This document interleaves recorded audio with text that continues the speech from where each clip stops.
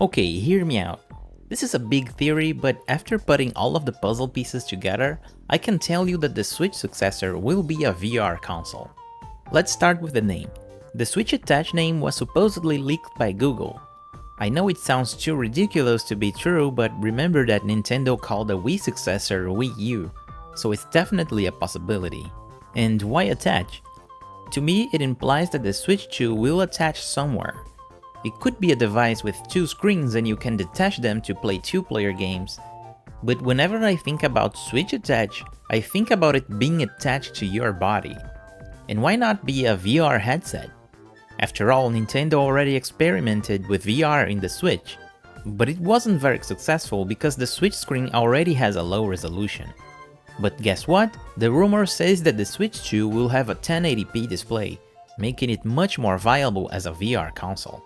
And if you still don't believe me, how about these rumors that the Switch 2 will have a built-in camera?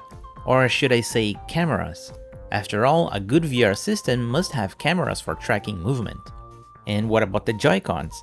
It was leaked that the Joy-Cons will have a magnetic connection, and curiously, it will have a third button added. And the location of the button is even more mysterious.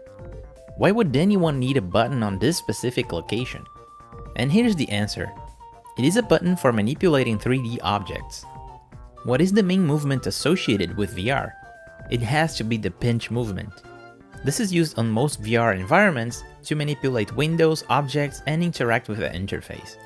But if you look at the Joy-Cons, this could be used with the ZL buttons. But this is not similar to a pinch movement at all. But this here is entirely different. With this pinch button, Nintendo can make a 3D Mario Maker style platformer, where you position the objects in an augmented reality environment and play with it.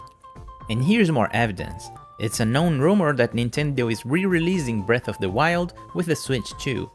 But then you ask yourself, why would anyone want to play Breath of the Wild again after just beating Tears of the Kingdom recently? Improved graphics won't make me want to play this game again, but a VR experience is another story. Being able to be fully immersed in Hyrule and explore the place as if you're really there is really exciting. The Breath of the Wild remake will be fully playable in VR. This is the only way Nintendo can make people interested in playing this game again. Other rumors says that the Switch 2 will have a remastered game from the 3DS. And that game will be Kid Icarus. It is the perfect game to fit in a VR environment. And the final piece in the puzzle is, what is the big title from Nintendo expected to come out to the Switch successor? That is definitely Metroid Prime 4, right? And just imagine how exciting it would be to play Metroid Prime 4 in VR. Prime series was always designed to make you feel immersed in the game.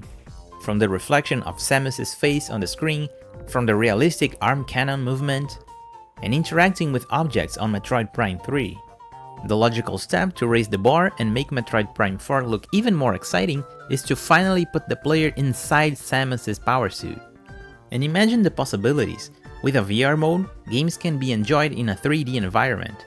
This means that a 3DS Virtual Console is definitely possible, even Virtual Boy games.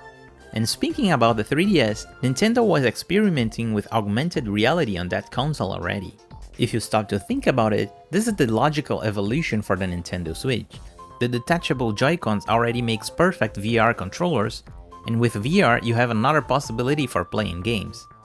You will still be able to play the games in the conventional methods, and this means perfect retro compatibility with Switch games, but if you want full immersion, just undock the console and put it on the VR headset and you're ready to go. So this is my theory, what do you think about it? I think Nintendo must do something different this generation to stay relevant. After all, they have a lot of competition with other handheld devices. But in the end, only time will tell. Let's wait and see what happens in the future. As always, thanks for watching, and I'll see you next time.